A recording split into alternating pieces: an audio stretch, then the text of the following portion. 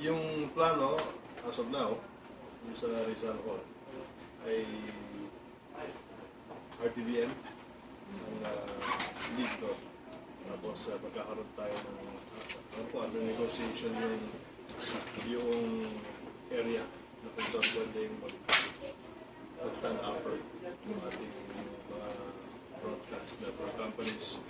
Tapos lahat naman ng media, hingin ng accreditation, of course, can monitor it dito sa inyong sa executive. Kaya pakiusap po ni President-elect Duterte sa amin po, yung incoming cabinet members, kung pwede hindi nakasama yung aming mga asawa.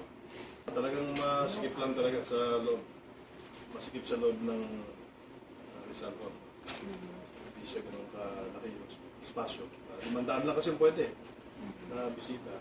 So, yung atin namang mga kasamahan sa RTV, saray naman sila sa broadcast school. So, I think you will not have a time.